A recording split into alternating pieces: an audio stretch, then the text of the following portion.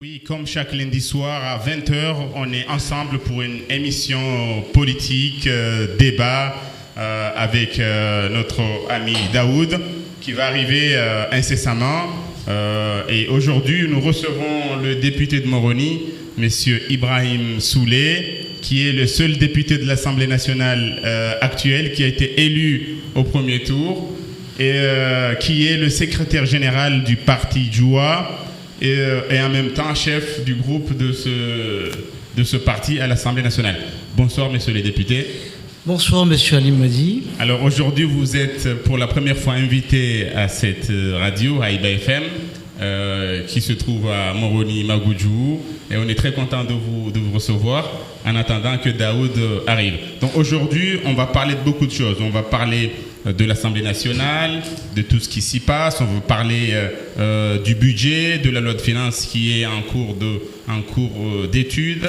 On va parler de la situation entre les îles et l'Union et bien d'autres sujets qui intéressent les Comoriens aujourd'hui. Pour commencer, monsieur le député, on a entendu que la Cour constitutionnelle s'est prononcée au sujet d'un député qui serait évincé. Est-ce que vous avez eu l'arrêt de la Cour constitutionnelle? Est-ce que c'est vrai? Et quelles sont les conséquences par rapport à cette décision? Ok, merci beaucoup. Avant toute chose, j'aimerais remercier la radio Haïba ainsi que tous ceux qui m'ont donné cette occasion de m'exprimer ici pour la première fois, et aussi demander l'indulgence des auditeurs parce que je n'ai pas l'habitude de m'exprimer en français lors d'interviews. Alors j'aimerais qu'ils m'excusent d'avance au cas où mon français façon là ne conviendrait pas très exactement, parce que c'est une question d'habitude. D'habitude j'exprime toujours en comorien, mais pour moi c'est une première, disons-le. Maintenant, pour revenir à votre question, c'est vrai qu'il y avait eu une plainte qui avait été déposée, non pas au tribunal civil ou pénal de Moroni, mais à la Cour constitutionnelle, pour une histoire d'usurpation d'identité et de faux et d'usage de faux. C'est-à-dire quoi? Un député a fait quoi? C'est-à-dire qu'un député aurait, semble-t-il, usurpé l'identité de son frère au cours de l'élection de 2015, l'élection des conseillers des îles. Tout d'abord, je voudrais dire que nous sommes entre Comoriens et nous nous connaissons. Je sais qu'aujourd'hui, au niveau de l'Assemblée où je me trouve en tant que député, beaucoup d'entre nous ne portent pas leur nom réel. Certains ont changé leur identité après leur scolarité ou avant même et portent aujourd'hui le nom de famille de certains de leurs frères. D'autres portent les noms de leur oncle pour des raisons d'état civil, pour avoir la nationalité ou je ne sais quoi. On n'est pas là pour laver le linge sale. Donc l'usurpation d'identité, ça c'est un sport qui est pratiqué par beaucoup de gens. Oui, mais ce que je veux dire, c'est que... Ça veut dire que je défends cette idée. Je ne le défends pas. Mais nous nous connaissons entre nous.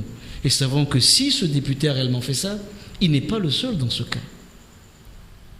D'autres élus l'ont fait, ou le font, ou utilisent justement. Mais justement, est-ce que cela ne doit pas être vu avant les élections et pendant le contentieux électoral? Alors justement, c'est là où se pose tout le problème. C'est qu'aujourd'hui, un tel contentieux devait être débattu non pas à la Cour constitutionnelle, dont les compétences sont définies et limitées par la Constitution au nombre de 5, parmi lesquels les 2 plus importants sont le litige électoral, comme tu viens de le souligner, mais aussi la constitutionnalité des textes de loi que l'Assemblée vote éventuellement. Alors aujourd'hui, à notre grande surprise, nous avons eu l'impression que, dans la forme elle-même, la Cour a bafoué 3 principes fondamentaux qui sont défendus par la Constitution. Un, c'est comme si elle avait été saisie d'une question qui n'était pas de son ressort et de sa compétence, mais plutôt de celle des tribunaux civils et pénals. Oui. Ça, c'est la première des choses. Usurpation d'identité, faux usage de faux, c'est pas la Cour constitutionnelle. C'est pas la Cour constitutionnelle.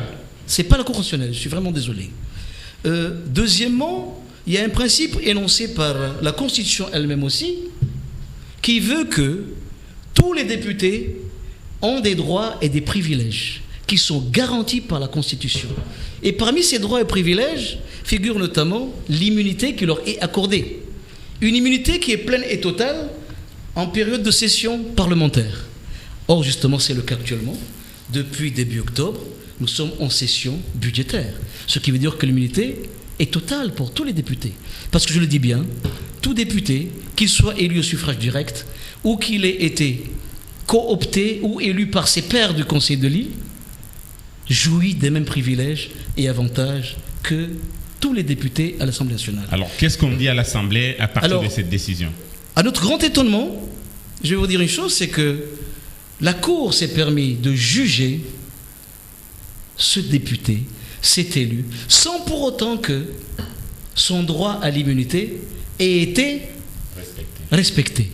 Parce que normalement, pour que ce député puisse être jugé devant une cour, quelle qu'elle soit, devait faire l'objet d'une demande de levée de son immunité. Parce qu'en fait, si je comprends bien, on n'est pas dans un contentieux électoral. On n'est pas dans un contentieux électoral. On est dans un cas qui devait être jugé devant la Cour on n'est pas devant, justement... On appelle ça le tribunal correctionnel. Devant le tribunal correctionnel. Et puis c'est après que la Cour aurait pu tirer les conséquences. Mais justement, on a eu l'impression qu'il y a une précipitation, parce que c'est comme si ces gens se sont dit que si nous suivons la procédure réglementaire et juridique normale, légale, c'est-à-dire demander la levée de son immunité, que le Parlement puisse siéger et décider de lever cette immunité, il risquait de ne pas être levé cette immunité parce que ça demande quand même une majorité de 2/3. Ça veut dire 22 députés sur 33 qu'il n'était pas sûr d'avoir, et c'est comme si la Cour s'était précipitée pour juger de ce cas, sans pour autant que ce droit à l'immunité ait été respecté.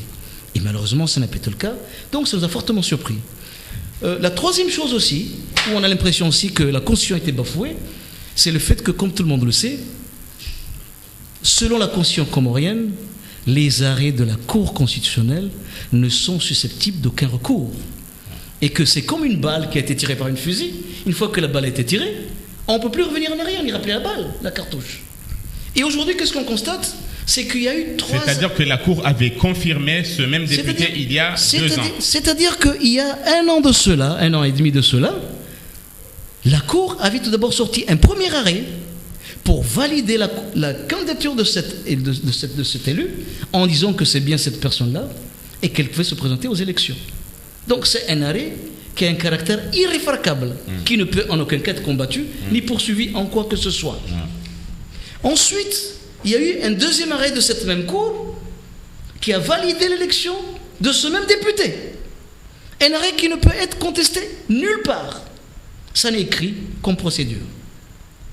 Et ensuite, il y a eu encore un troisième arrêt qui a validé justement la cooptation ou l'élection de cet élu par cette même Cour qui a dit que monsieur Hardin Soula, vous pouvez être député à l'Assemblée nationale avec les autres députés de l'État pendant l'année en cours. C'était un conseiller qui était coopté. C'était un conseiller qui a été coopté et élu par ses pairs.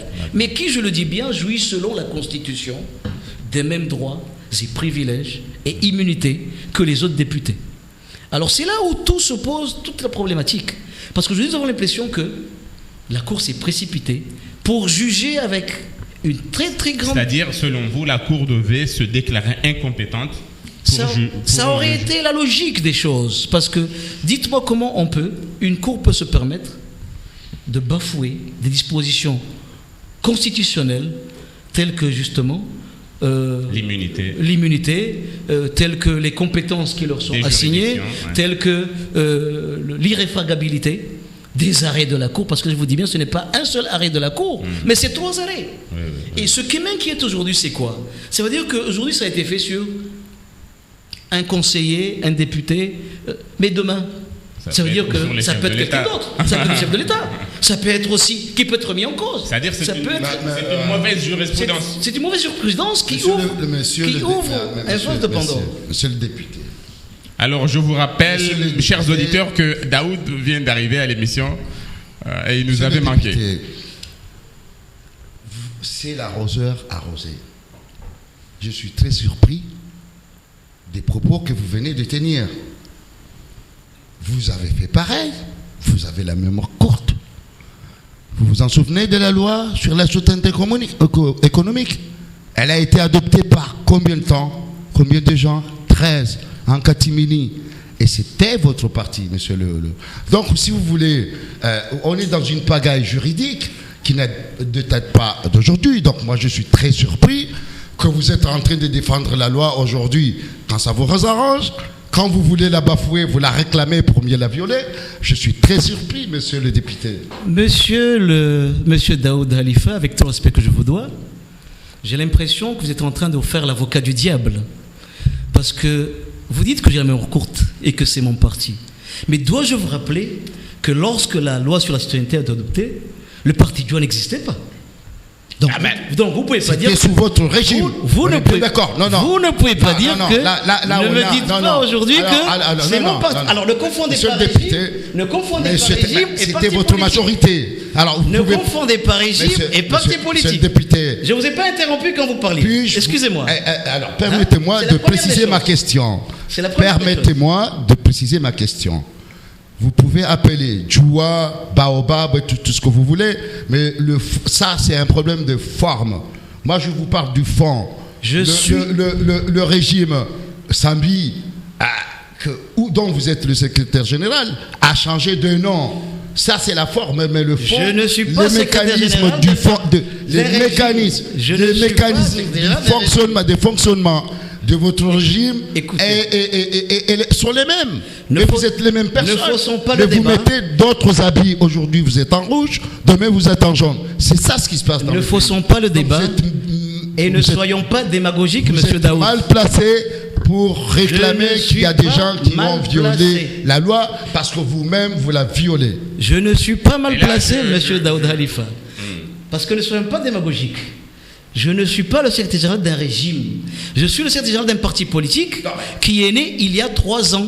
Parce que si vous dites qu'aujourd'hui, c'est mon régime, c'est comme si vous me disiez que le régime Kilil était aussi mon régime. Parce que absolument. Vous savez très bien que absolument.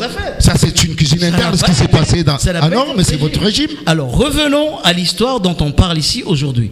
Est-ce que M. Daoud, en voulant vous faire l'avocat du diable, vous voulez dire que si, parce que dans le passé, il y a eu des erreurs qui ont été faites, mais c'est juste un rappel, monsieur le député. C'est juste un rappel. À l'époque où cette loi sur la citoyenneté a été votée et adoptée, je suis vraiment désolé, mais je n'étais pas aux affaires et je ne dirigeais pas le parti et je n'étais pas ministre. Je suis désolé, dites-moi quelle fonction politique j'avais à l'époque.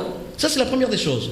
Et aujourd'hui, ne disons pas que parce qu'il y a peut-être eu des erreurs dans le passé. Vous étiez sambiste à l'époque. Mais qui n'était pas sambiste? Mais vous étiez sambiste.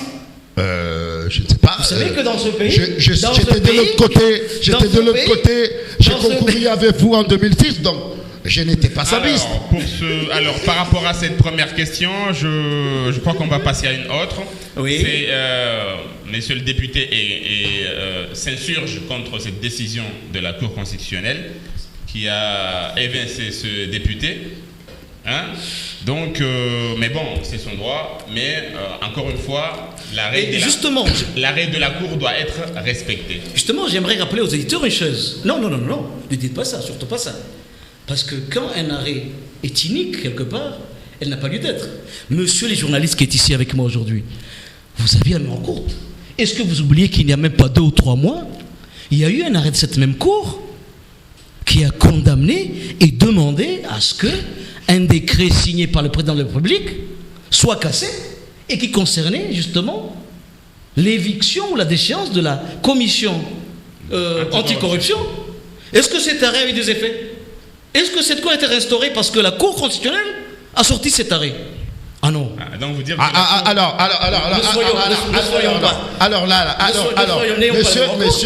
monsieur le député. Oui. Mais votre question tombe à pic.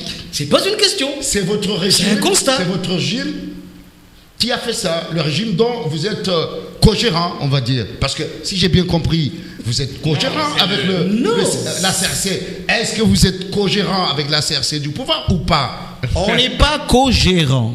On est des alliés. Une alliance. Vous gérez ensemble. On ne gère pas du tout ensemble. Il y a un pouvoir exécutif qui est dirigé par le chef de l'État, le colonel Azania Soumani. Donc vous faites partie. Et il y a une alliance qui a été signée entre des partis qui sont la CRC.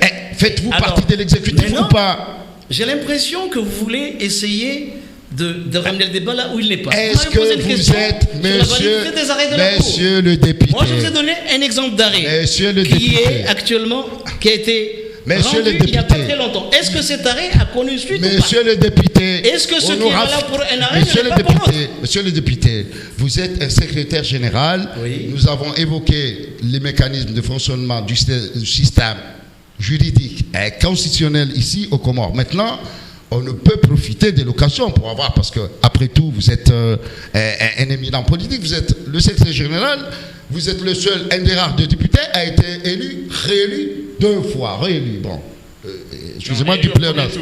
Non, mais 2 fois député, c'est très rare dans notre pays. Maintenant, la phase constitutionnelle ou juridique est terminée. Nous allons passer à la phase politique, parce que vous êtes quand même le secrétaire général du parti Djoua, le principal parti du pays. Ce que je reconnais, j'admets. D'accord. Pas de problème sur ce Maintenant, ma question est la suivante. Oui. Comment vous sentez-vous dans ce pouvoir? Est-ce que c'est votre pouvoir, oui ou non? Est-ce que c'est votre pouvoir? Alors, puisque vous avez contribué à le mettre en place, est-ce que c'est votre pouvoir? ce n'est pas notre pouvoir, parce que nous sommes dans un pouvoir de régime dit présidentiel. C'est le président, donc, en fait, le président qui dirige le pays. Et nous n'avons pas à lui imposer des choix. Nous ne pouvons que collaborer avec lui dans le cadre d'un partenariat ou d'une alliance. Ce qui ne veut pas dire que vous êtes des collaborateurs. Ça veut dire. Est-ce que vous êtes des... Nous sommes des partenaires. Ah d'accord. Nous sommes des partenaires.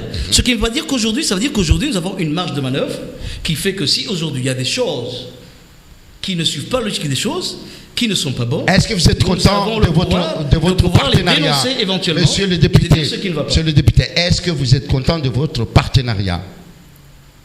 En ce moment, nous n'avons rien à redire par rapport à notre partenariat. Vous avez?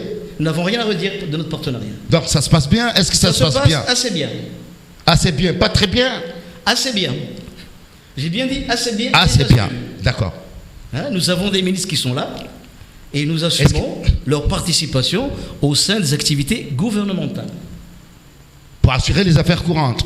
Est-ce que monsieur le secrétaire général, maintenant, parce que vous êtes le chef d'un parti, donc la casquette député est enlevée aujourd'hui, là, à l'instant, on passe à la phase politique. Oui. Est-ce que vous êtes content de votre partenariat? Est-ce que vous concevez, ce qui se passe au pouvoir, vous le concevez ensemble, puisque vous représentez les deux forces principales du pouvoir? Alors, là c'est trop dire. Est-ce que vous endossez la responsabilité de ce qui est fait? Si on le conçoit ensemble, parce que c'est trop dire. Vous savez, l'action gouvernementale, elle n'est pas définie dans notre pays par les partis politiques. Parce que vous savez, comme je l'ai bien dit, c'est un pouvoir présidentiel. C'est-à-dire que c'est un pays dans lequel le pouvoir en place n'a pas à venir devant l'Assemblée nationale et devant les députés pour présenter son programme politique et le défendre devant les députés. Phase devant laquelle nous serions, nous, partis politiques ou élus, de contester le pouvoir. Vous êtes donc en train de nous dire que le président était monarque. Ce que je n'ai pas dit cela, parce que c'est la Constitution qui dit que c'est un régime présidentiel. Mais non, ce que nous pouvons faire... Si vous dites que le président ne tient pas compte de l'Assemblée, c'est que c'est un régime monarchique. Est-ce que vous avez déjà vu un président venir comme en France ou comme aux États-Unis, venir faire devant l'Assemblée nationale un discours à la nation? Parce que dans notre pays, c'est comme ça. Non, pas du tout, oui. Et bien justement, alors ne dites pas qu'il est monarque. Ne me faites pas dire ce que je n'ai pas dit. Je parle de la réalité qui se passe dans notre pays. La loi, la Constitution n'oblige pas le président ou le chef de gouvernement qui est le président à venir devant l'Assemblée à faire un discours programme pendant lequel éventuellement... Vous parlez du fonctionnement du pouvoir. C'est quelque chose... Non, c'est différent. Moi, je vous pose la question suivante. Ne me dites pas maintenant si nous concevons Monsieur le secrétaire général. Oui. Je vous pose cette question. Vous avez contribué votre parti. Alors je rappelle que c'est son parti parce que lui, il n'a pas voté pour eux. Oui, mais ça, on va y revenir. On va y revenir justement. On va y revenir, mais je vais justement. Oui. Et c'est là où justement. On a le temps de parler de la loi de finances. Oui, tout à fait, on a largement le temps. Mais on ne peut pas. Tu comprends, Ali, qu'on ne peut pas avoir ce grand monsieur qui est le secrétaire général du plus grand parti des Comores, elle n'est pas à un peu savoir, fouiller un peu ce qui se passe. Bon, apparemment, il veut fuir. Mais nous, ici, On ne fuit pas, on répond les questions, les bonnes questions. Je suis désolé, est-ce que mais monsieur je ne le fuis député, pas. Alors, on va faire l'essai. Si Oui, vous ne fuyez alors pas. d'accord, Bon, allons-y. monsieur le député, est-ce que votre parti, qui a soutenu, c'est vrai qu'il y a eu des divergences, mais la réconciliation est faite, la preuve, vous êtes toujours maintenu comme secrétaire général. Ce qui est une bonne chose. Bon, maintenant, est-ce que votre partenariat avec Azali se passe très moyen, médiocrement ou très bien? Est-ce que vous pouvez choisir un adjectif? Alors, l'adjectif, j'avais déjà choisi. J'ai dit que ça se passait assez bien. Assez bien. Et pourquoi pas bien? Pourquoi Est-ce pas que bien? vous pouvez nous Alors, étaler? je vais vous dire. Parce que quand même, la population a le droit de savoir. La population a le droit de savoir, justement, quand je dis que ça se passe assez bien, c'est parce que, comme vous le savez, l'accord qui a été fait entre le parti CRC et Djoua n'a pas été fait par le parti, mais par les élus ou les candidats de Djoua et le candidat Azali. D'accord. Il reste maintenant à finaliser cela par des discussions et des négociations de parti à parti entre la CRC et... Ces discussions sont en cours, monsieur le secrétaire général? Ces discussions ont été initiées, Oui. mais n'ont pas encore totalement abouti. Est-ce qu'elles ont commencé? Elles ont commencé. D'ailleurs, vous pouvez voir notre très bonne relation que nous avons actuellement ouais. avec le secrétaire général par intérim de la CRC, qui est le député Alim Hadji, qui, dans tous les combats que nous menons ensemble, est à nos côtés et avec qui nous militons pour certains de nos droits au sein de l'Assemblée nationale. C'est le jour où nous aurons finalisé de véritables accords entre la CRC et le parti Djoua que nous pourrons éventuellement évaluer ces accords-là et dire que ces accords sont appliqués. Ce sont des très, accords très bien. politiques. Ce sont des négociations purement politiques. Des accords de gouvernement, des accords de gouvernance. Mais aujourd'hui, comme je l'ai dit, qui a signé l'accord? Ce n'est pas le secrétaire général du parti Djoua. Celui qui l'a signé, ce sont nos candidats, Salami, c'est Dossar, c'est Ahmed Abdallah Salim, c'est notre candidat de Moïli, Mohamed El Had, c'est Fahmi, c'est Dossar qui a signé pour lui. Donc, il n'y a pas eu de véritable négociation dans les accords qui ont été Elle commence maintenant. signés, et c'est maintenant que nous sommes en train de discuter. Alors maintenant, quand Quelles vous sont demandez... les conditions que vous posez justement? Quels sont les points fondamentaux justement de cet accord? Cet accord va tourner autour de quel axe? Quelles sont les grandes lignes que vous préconisez pour créer l'espoir dans le pays? Parce que actuellement c'est un peu le flou. Alors, justement, et c'est là où on pourra peut-être évaluer ou mesurer la qualité de nos rapports par rapport à notre entente avec la CRC ou la présidence d'Azali, c'est que justement, cet accord devra surtout porter sur l'aspect purement politique de gestion et de gouvernance du pays. Et quand je parle de cela, c'est que nous, au niveau du parti Djoua, nous mettons en priorité, dans la politique gouvernementale, à ce que soient pris en compte tous les secteurs socio-économiques du pays. Que ça soit la priorité. D'accord. Donc, et c'est à ce moment-là qu'on pourra, quand on sera mis d'accord sur cette politique-là, que nous pourrons Vous pouvez citer quelques points justement de vos propositions. Est-ce que vous pouvez là, citer... si j'ai compris, ils n'ont pas encore fait un accord. On n'a pas encore fait d'accord. Mais quelles sont leurs propositions? Ils vont discuter par rapport à ça. Quand je parle de priorité socio-économique, ça veut dire que... Concrètement, ça veut dire quoi?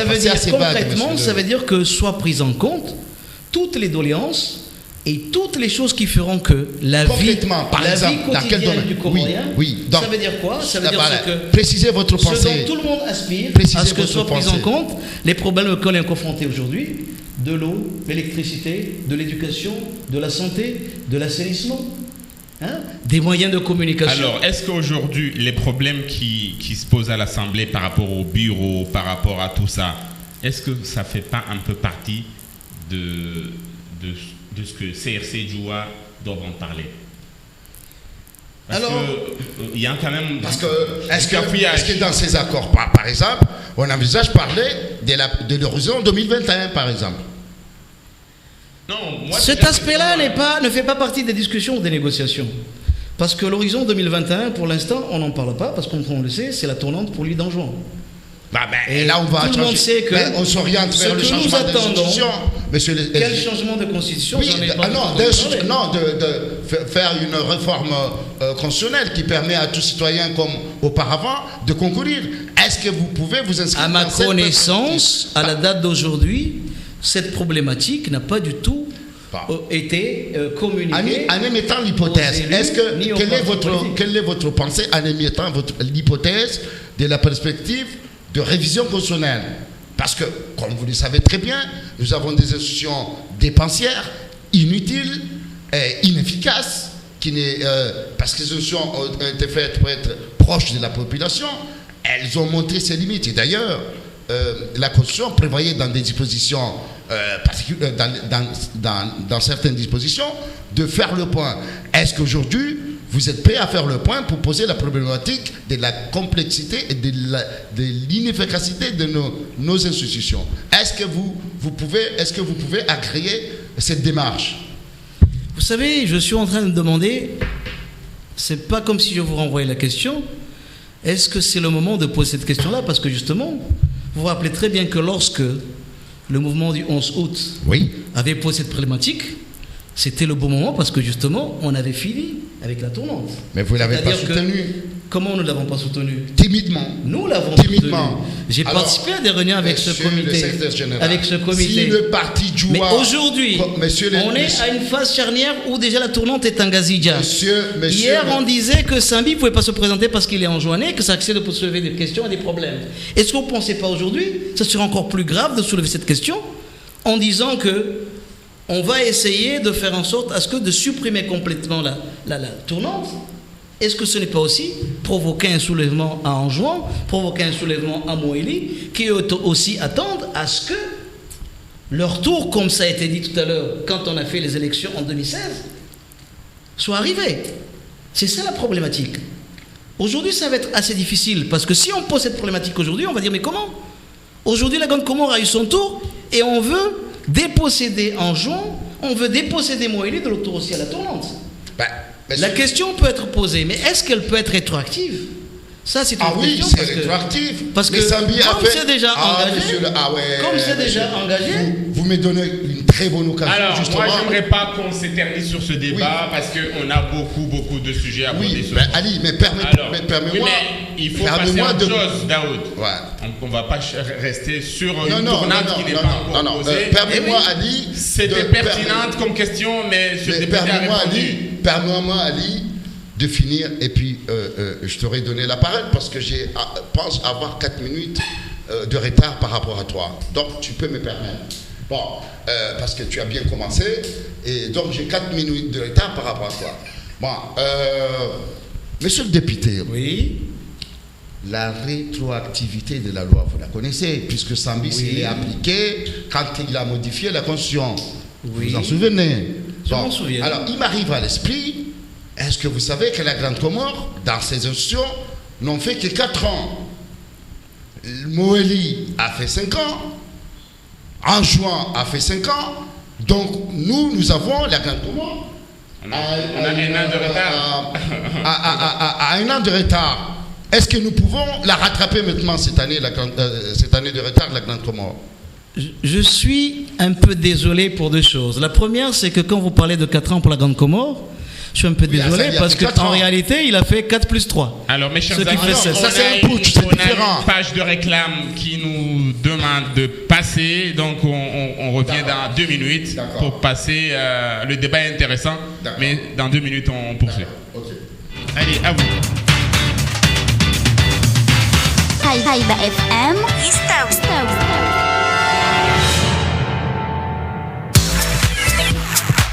Haïba FM, dans la parole à tout le monde. Kasi Sawa, la voix. Dunia isufurishi. The number one for me. هم خمتتي نرحمية هايبة اف ام حمقا ومن ليس وهم سيو. Number one for me. Haïba FM. Yo bon zahi.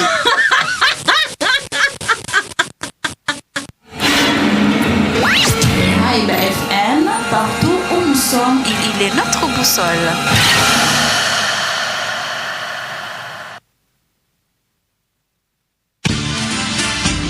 Haïba FM, c'est la pub. Publicité. C'est la pub. Pub. Publicité. Karibu.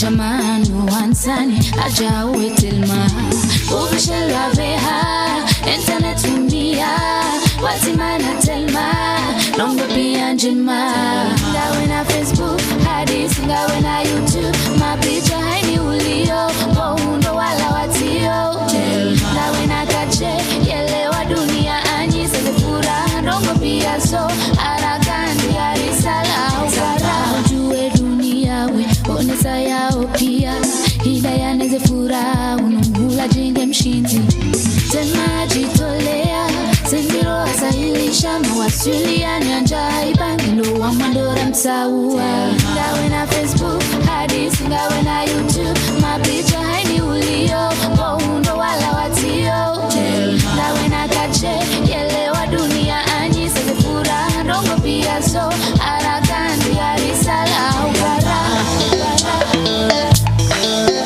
Telma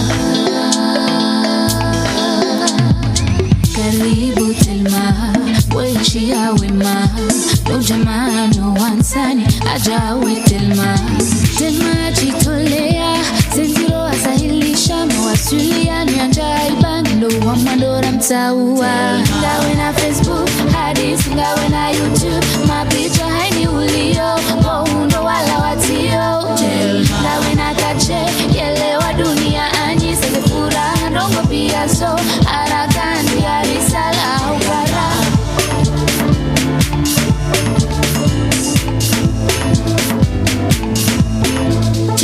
ngawe na kache yelewa dunia anyi seze furaha ndongo pia so aragandi arisala Telma, partout aux Comores, le choix numéro 1. Pub.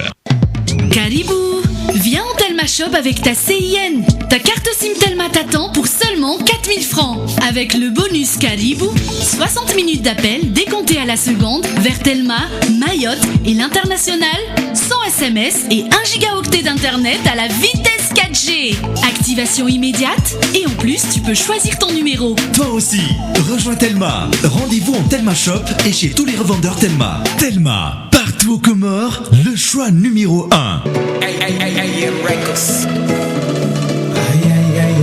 Abi Aviation, destination Dar es Salaam. Hujambo Dar es Salaam. Abi Aviation de shirika la avion litanganyao imkomori ni mjini. Usiniulize kwa nini.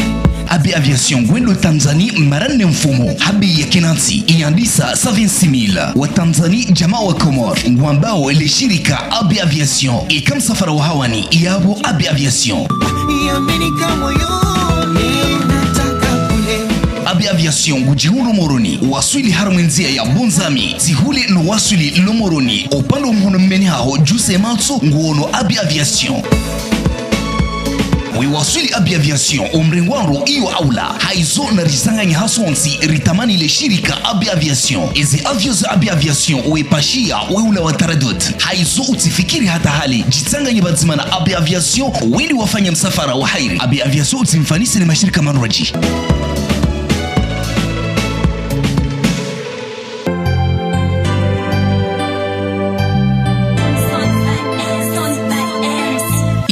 Magmaket ye supermarché maarufu hourahafu adabu zinu za kalite zonali haneze supermarché za saya subuti unjie ulinzanise zebe eni utundo mapesa hahe zelote linku neze restaurant wo hula Magmaket habei hafif hunu shamenyeha kashihuziwa azafade zatiade Maguju Markets, Mag Markets, wekwambilwa ukaya eshe masharahisi wa shiroshe ya shisa. Maguju Markets, Mag Markets, leze supermarché mwanzani nele posho nonono. Njia Mag Markets ulinzanise ezindu nezebei nwasaya. Ze supermarché Maguju Markets, Mag Markets, ngozi pariso bongo evenza ho Maguju, la corniche na asgarali. Mag Markets omhifadhu ya raia nezindu za menyeha. Iyo tila wa mauhai. Haizo patana na Mag Markets, uhifadhu yesui hai hao. Haïba FM, c'était la pub. C'était la pub. Pub, c'était la pub. Oui, rebonsoir, nous sommes de retour sur le plateau Haïba FM, toujours avec le député Ibrahim Soulé et l'infatigable Daoud qui va tout de suite prendre la parole. Merci à cher Ali. Monsieur le député, nous n'avons pas achevé cette question. Bon, on va passer parce qu'en fait c'était une parenthèse sur les années. Mais je voudrais revenir sur vos relations avec la CRC. J'ai l'impression que vous n'êtes pas à l'aise. On a tenté à plusieurs fois de vous mettre dehors et vous y restez. Je vais, pour reprendre l'expression de Sambi, qui a apparemment de l'or dans la bouche, parce que depuis l'élection, on n'entend pas parler, il envoie quelques pics à des moments ponctuels, mais il avait utilisé une expression très consacrée, qui disait le bœuf a rompu la mare ou la corde, hein, mais il reste dans l'enclos. Que voulait dire cette expression? Alors, mon cher Daoud, c'est que moi, cette expression-là, je l'ai entendue dans la rue comme toi, mais personnellement, je ne l'ai jamais entendue sortir de sa bouche. Maintenant, quand on parle des relations entre la CRC et le parti Djoua, comme vous le savez, au niveau de l'Assemblée, la CRC dispose de 2 parlementaires seulement, qui sont le député Maulane, avec lequel nos relations ne sont pas très très bonnes. Mais par contre, il y a une deuxième députée, le député Ali Mouhadji, qui est le député de Hambou, de la circonscription de Hambou, avec lequel nous avons de très très bonnes relations, avec qui aujourd'hui nous partageons tout, avec qui, comme je l'ai dit, nous avons initié des discussions qui doivent aboutir à des accords réels et assez forts quant au partenariat ou à l'alliance qui doit lier la CRC et le parti Djoua. Mais ça, vous parlez de l'Assemblée. Je ne parle pas que de l'Assemblée seulement, parce que quand vous parlez des relations ou de l'alliance entre le Djoua et la CRC... Là, vous parlez en tant que secrétaire général du parti. En tant que SG et en tant que député, parce que vous savez que Ali Mouhadji aussi, il est et secrétaire général et aussi député. Il est les deux à la fois. Ouais. Ce qui facilite encore la discussion et le débat, et surtout le contact permanent et quotidien. Là, au niveau législatif, je vais parler au niveau politique et législatif, évidemment. Alors, commençons par l'aspect législatif. Est-ce que vous allez, quand vous formez une majorité parlementaire avec la CRC, qui est une nouvelle majorité en fait, parce que vous étiez de l'autre côté, vous étiez dans l'opposition avant. On n'a jamais été minoritaire, monsieur Daoud. Non, c'est pas ça ce que je dis. Si vous vous rappelez très bien, dès l'ouverture de l'Assemblée, toutes les micmacs qui ont été faites. Non, monsieur le secrétaire général, vous convenez avec moi que vous n'étiez pas dans la majorité d'ICLIL, je veux dire, pour être précis. C'est la CRC. C'est le parti de M. Mouni et l'UDPC qui formaient la majorité. Vous disposiez d'une minorité de blocage. Bon, maintenant, vous êtes à la majorité présidentielle, vous appartenez à la majorité présidentielle. Est-ce que vous appartenez à la majorité présidentielle, à l'Assemblée? C'est-à-dire, est-ce qu'il y a... est-ce que je veux dire, parce que vous ne pouvez pas cohabiter toute cette... marmaille de parlementaires, vous ne pouvez pas cohabiter ensemble. Vous le savez très bien. Vous ne pouvez pas cohabiter avec le PDC. La CRC Azali peut cohabiter avec la CRC, puisque auparavant, ils étaient ensemble. Maintenant, vous venez. Alors, donc, si accord il y a, évidemment, on va se retrouver dans un pays où il n'y a pas d'opposition parlementaire, ce qui n'est pas agréable sur le plan pour l'exercice démocratique.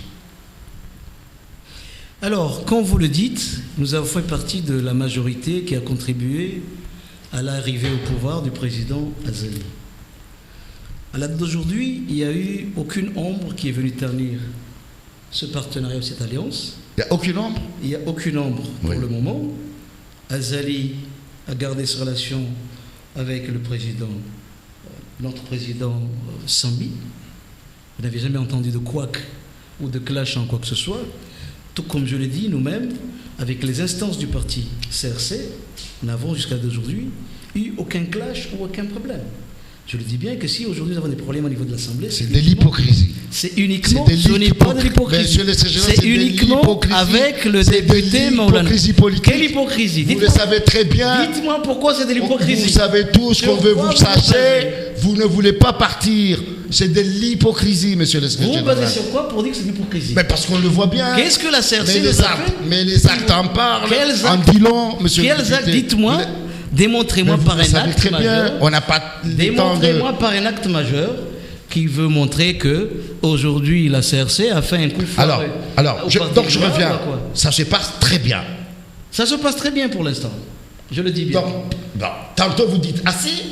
Ça se passe assez bien. Ça veut dire que c'est pas mauvais, que c'est pas mal, que ça se passe assez bien. Que ça maintenant, ça reste à vraiment définir.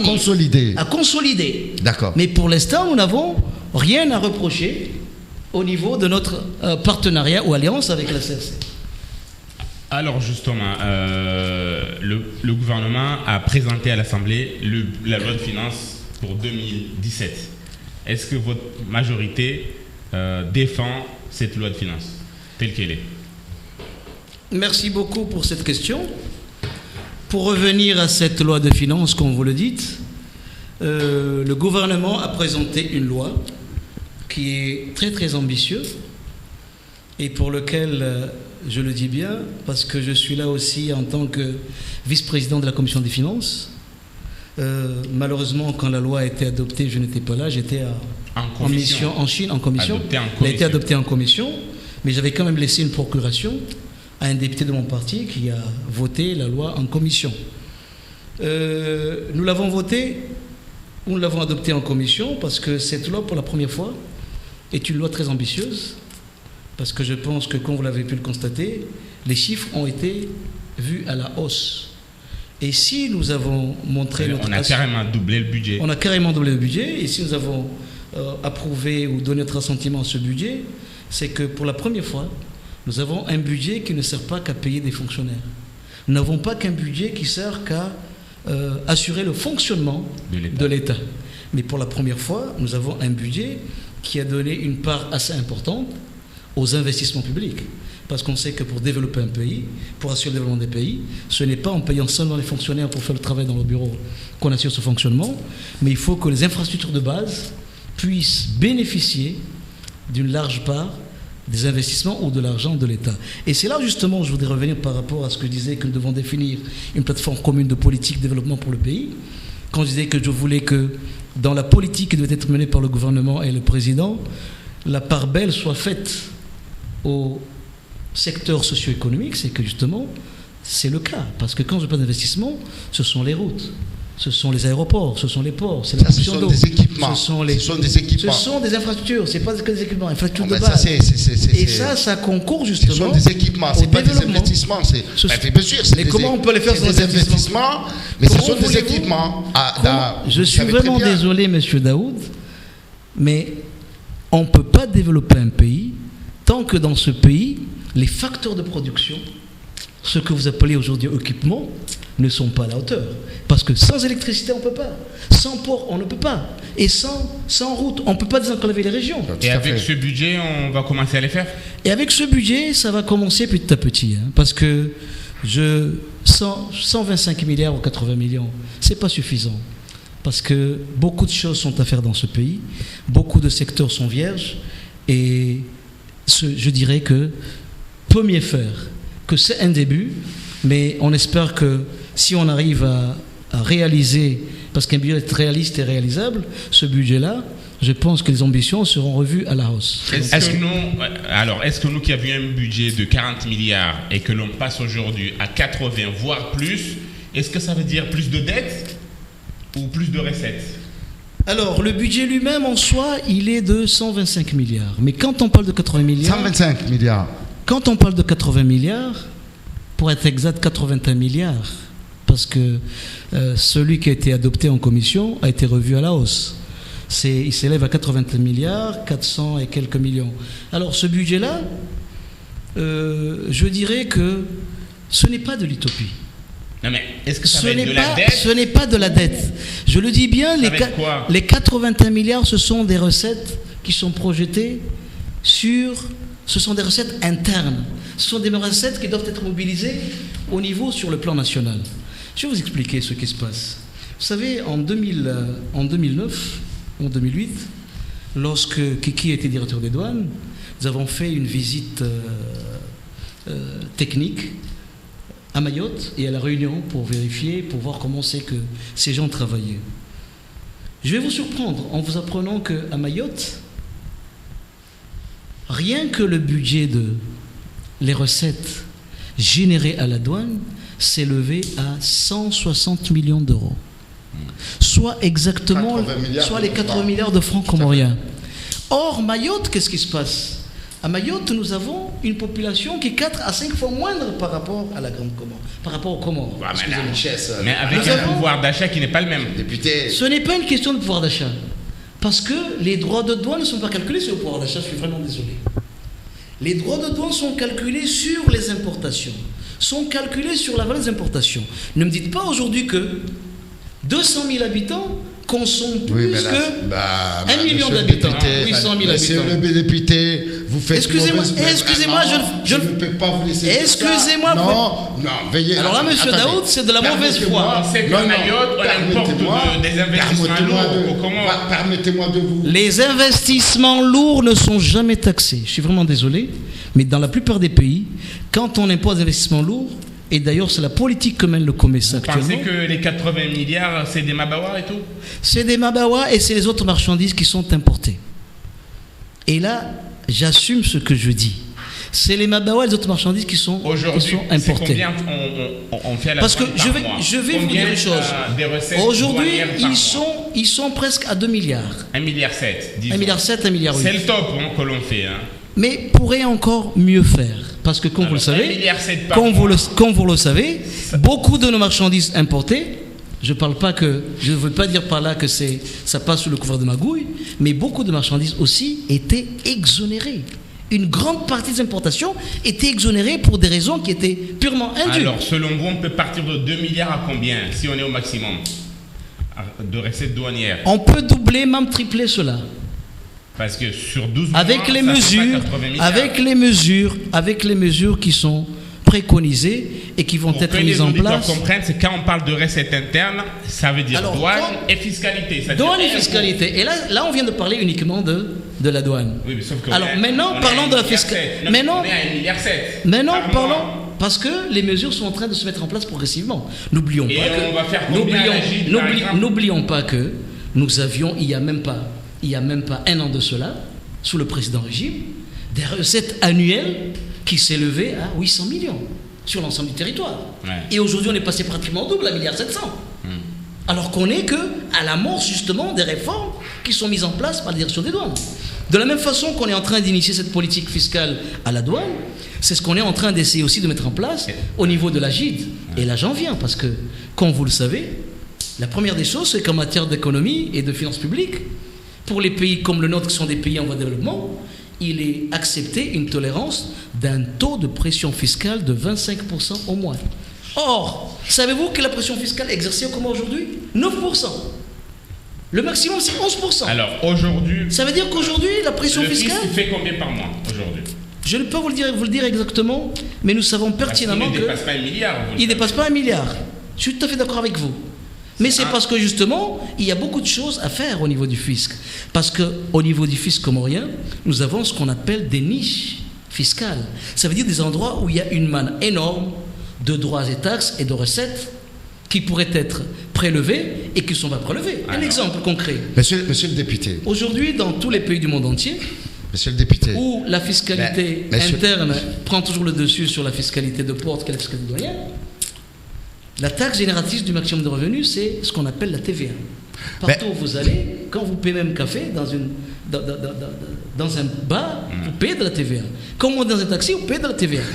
On ne peut pas comprendre que dans notre pays, jusqu'à aujourd'hui, on est le seul pays de la région où la TVA n'a pas encore été instaurée. Monsieur le député, oui. À vous entendre parler, j'ai l'impression que toute la classe politique, vous êtes des petits gens. Parce que il y a tant d'opportunités pour les pays aujourd'hui de se développer assez rapidement, étant donné à les levées de fonds modernes que le monde fait face aujourd'hui. Comme quoi, par exemple? Vous êtes en train de... Je vais finir ma question pour ne pas que vous la répondiez à moitié. Oui. Vous êtes des petits gens parce que vous êtes vous n'avez pas de grandes ambitions pour le pays. Aujourd'hui, des pays comme Maurice, des pays comme les Seychelles, 70 ou 80 000 habitants, le budget séchellois est de 300 milliards. 300 milliards. Et vous savez comment ils ont fait? Ils ont mené une politique de volontarisme de développement très rapide. C'est un pays, les Comores, c'est un pays qui est en retard.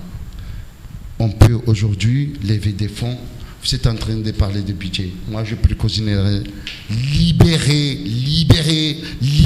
l'économie, libérer l'initiative privée, libérer tout. L'État n'a pas vocation à vendre du riz. L'État n'a pas vocation à vendre de l'essence. L'État n'a pas vocation à gérer tout. Libérez-vous, conformez-vous au monde moderne. Libérez les initiatives privées, vous allez générer des richesses. Deuxième point, j'aurais souhaité que vous décomposiez ce budget. Investissement, équipement et fonctionnement. Ce sont les principaux volets d'un budget. Alors, vous venez de parler, justement, parlons des budgets de l'équipement. Je suis très surpris, étant donné votre ambition, je n'entends pas parler des grands travaux. Les grands travaux, je ne veux pas vous apprendre les finances publiques. Cela voudrait dire, ça voulait dire quoi? Vous pouvez faire des projets transannuels. C'est ça les grands travaux. Et justement, dans vos démarches, je ne vois pas, j'entends parler pas des grands travaux. Ça veut dire quoi? Ça veut dire qu'aujourd'hui, vous pouvez transcender les années, vous le savez très bien, fixer un cap de 100 milliards pour faire des routes, on va prélever chaque année tel montant pour financer ces malades. Vous n'êtes pas c'est ce qu'on appelle les quinquennaux. J'entends pas parler. C'est pour cela que je dis, vous êtes des petits gens, vous restez dans la vieille gouvernance, on n'avancera jamais parce que vous avez des petites idées et donc vous êtes des petits gens. Est-ce que Daoud, tu peux poser la question? Alors, non, excusez-moi, je crois que je vais répondre à sa question parce que, Monsieur Daoud, je suis vraiment désolé parce que si vous dites qu'on est des petits gens, moi je dirais que vous êtes un utopiste et un rêveur. Parce que vous dites quelque chose. Vous dites le rêve comorien. Excusez-moi, je vous ai pas rêve comorien. Il existe bien. Parce que vous dites une chose et son contraire à la fois. Parce que quand vous dites que vous voulez mettre trop de pression sur les gens, trop faire de prélèvements, et qu'ensuite vous dites qu'il faut faire une politique, de grands travaux. L'inverse de ce que j'ai dit. Laissez-moi vous terminer. avez compris l'inverse de ce que j'ai dit. Non. Puis après vous dites vous pouvez créer de la richesse sans exercer une pression fiscale et douanière, monsieur. Avec quoi? C'est ce que je suis en train de vous dire. Au monde qui peut se développer sans une fiscalité. Il n'y a aucun pays au monde, aucun État qui finance son pays. Vous créez de la richesse et vous imposez. C'est ça ce que je veux dire. Comment il y avait quoi? Trouver les moyens pour créer de la richesse, à ce que l'État se désengage, créer des entités. Monsieur, au début, quand on a commencé à parler, est-ce que ce budget c'est un endettement? N'est-ce pas, monsieur Ali? C'est ça. Est-ce que ce budget c'est un endettement parce qu'on a parlé de 80 milliards? Je vous ai dit parce que la formule n'était pas indiquée. C'était pas indiqué comment? Non, la formule n'est pas indiquée. Vous voulez qu'on finance l'investissement sans pour autant qu'on ait une fiscalité? Ce que je suis en train de vous dire, c'est quoi? Libérer les énergies des hommes. C'est pour ça que j'ai dit que vous êtes un rêveur. Les énergies des hommes. Alors, il nous reste 5 minutes d'émission. On est en phase de globalisation. Ça veut dire quoi? C'est le capitalisme aujourd'hui. Il nous reste 5 minutes d'émission. Quand vous parlez des Seychelles, excusez-moi, je vais vous dire une chose, parce que les Seychelles, pour financer le fonctionnement de leur État, vous allez vendre du c'est pain sur la fiscalité pour avoir de l'argent qu'ils prélèvent justement sur les activités qu'il y a dans leur pays. Parce qu'aujourd'hui, les Seychelles ont un PIB de plus de 400 millions de dollars qui est prélevé sur le commerce des services. Combien? Mais 400 millions de dollars de PIB aux Seychelles. Parce qu'il y a les services ici. Attendez que je termine. Mais vous êtes en train de vous... Qui prélève sur le commerce des services. Mais est-ce qu'ici au Comores, parce que là il faut les créer, monsieur. Il faut créer les conditions. Il faut. Non. Alors, moi j'aimerais bien. Arrêtez vos démagogies, monsieur Daoud. Tu me permets. Je veux finir cet chapitre. que vous êtes des petits gens. Vous êtes en train de dire il faut créer de la richesse d'abord. Mais la créer avec quoi et comment? Vous créez C'est ce que je vous dis qu'aujourd'hui. Monsieur le député, vous créez de la richesse. Mais on la crée comment si on investit pas? Mais je viens de vous donner des pistes. Quelles pistes? Vous libérez. Libérez quoi? Mais soyez clair. Vous libérez les énergies. Quelle énergie? Mais vous libéralisez le vrai commerce. L'État n'a pas vocation à faire. Mais il est déjà libéralisé. Non, mais regardez les difficultés que nous avons avec Telma. Il faut libéraliser tout. Il faut libéraliser le pétrole. Il faut libéraliser. Mais le pétrole est libéralisé parce que mon cher frère, c'est l'importation qui est le monopole de l'État, mais la distribution, c'est libéralisé. Mais justement, parlez-moi d'une seule station monsieur le député, il faut arrêter la démagogie. Non, c'est pas de la démagogie. C'est de la démagogie. C'est du pragmatisme. C'est de la démagogie. C'est pas du pragmatisme. Il faut créer de la richesse et après. Mais avec quoi? Alors, cher Daoud, moi je voulais intervenir sur ça. Alors, sur les 125 milliards. Oui, revenons au budget. Oui. Alors, vous savez qu'on est à 20 jours du mois de janvier. Oui. C'est-à-dire on devra mettre en œuvre ce budget de 125 milliards. Est-ce qu'on n'est pas en train de jouer un jeu d'échecs? Est-ce qu'au 1er janvier, on sera capable d'avoir cet argent-là qui va nous conduire pour l'année 2017 qui va le 1er janvier, parce que le budget c'est en tranche, il y a des tranches. Non, mais le 1er janvier, il faut commencer à exécuter. Bien sûr, tout à fait. Le budget, c'est-à-dire au 31 décembre, voilà, à minuit, on doit commencer à entrer en 2017 au budget de 2017. Donc le 1er janvier, donc on commence à appliquer le budget de 125 milliards. Est-ce que ce n'est pas un jeu d'échecs? Est-ce que ça ne sera pas encore les budgets virtuels? À mon avis, parce que nous, en tant que législateurs, nous avons à voter un budget, à l'adopter, mais maintenant, l'exécution de ce budget n'est pas de notre compétence. Je parle de recettes, je veux dire. Je veux aussi bien de recettes qu'en dépenses. Ce n'est pas nous qui collectons les recettes. C'est l'exécutif, à travers les administrations fiscales et financières. Alors, nous avons voté, ou plutôt nous allons voter, parce que ça va être soumis au vote le mercredi prochain. En assemblée plénière. En assemblée plénière, le 14 de ce mois.